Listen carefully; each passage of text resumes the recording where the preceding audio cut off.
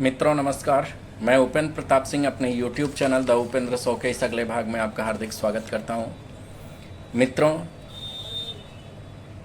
आज भोर में सुबह 5 बजे आज की रात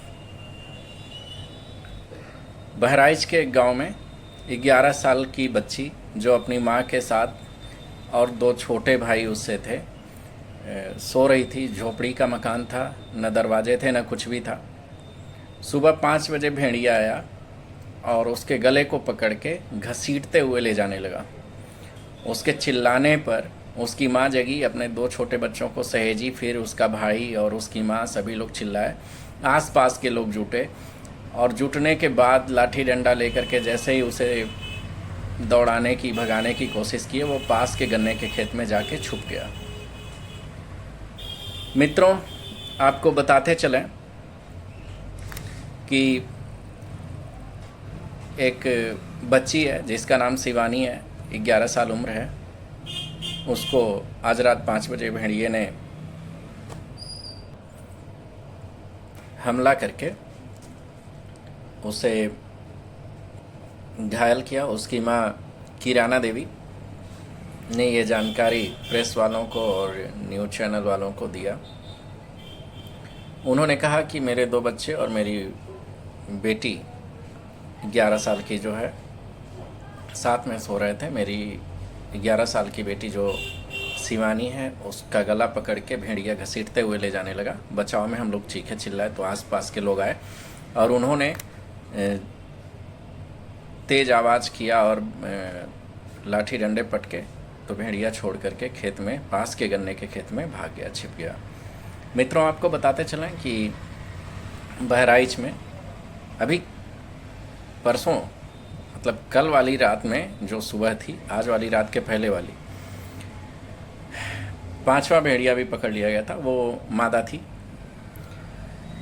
अब जैसा कि मैंने कल अपने एपिसोड में बताया था कि जब भेड़िए को ग्रुप से अलग किया जाता है तो वो और भी ज़्यादा खूंखार हो जाता है। और मैंने सबसे कहा था कि आप सभी लोग सचेत रहें और वन विभाग अगर पेट्रोलिंग कर रही है, पुलिस पेट्रोलिंग कर रही है, तो ये ध्यान दे कि जिनके घर नहीं है और जिनके घरों में दरवाजे नहीं हैं, उनका विशेष तर से ध्यान दे। मुझे लगता है कि उतने दूर में पेट्रोलिंग को सख्त करना चाहिए या वहाँ गाड़ी रहनी चाहिए पुलिस की, या सीसीटीवी कैमरे होने चाहिए उन क्षेत्रों में। मित्रों, आपको बताते चलें कि ये लोग कछार में रहने वाले लोग हैं। नदी के किनारे कटान हो जाती है, ये फिर से झोपड़ी बना करके ही रहने पे मजबूर होते हैं। और उस झोपड़ी में ना तो दरवाजे होते हैं ना कुछ भी होता है। एक तख्त या एक चारपाई डाल करके लोग रहते हैं, अपना जीवन यापन कर गुजारते हैं, मेहनत मजदूरी करते हैं। मुझे लगता है कि लोग बता रहे हैं कि हम लोग सरकार से और प्रशासन से बहुत बार रिक्वेस्ट किए हैं कि यहाँ जो गरीब हैं, उनके घर ना लाइट है ना कुछ भी है, उनको बिजली लगवाने के पैसे नहीं उनके पास, तो ऐसा क्यों नहीं होता है कि सौर ऊर्जा, जैसे आप देखते हैं फालतू में जहाँ लाइटें रहती हैं वहाँ भी सौर ऊर्जा के खंभे लग गए हैं। मैं चाहता हूँ कि ऐसे पात्र लोगों के दरवाज़ों पे लगे जहाँ रोशन हो सके। मित्रों, अगर ऐसे जिनको आवश्यकताएं हैं उनके घरों के सामने अगर सोलर लाइट लग जाती है तो उनके बच्चों की और उनको रोशनी की भी उपलब्धता हो जाएगी और हो सकता है उन गरीबों के बच्चे उस रोशनी के आगे पढ़ लिख सकें और जानवरों से भी सुरक्षा हो सके।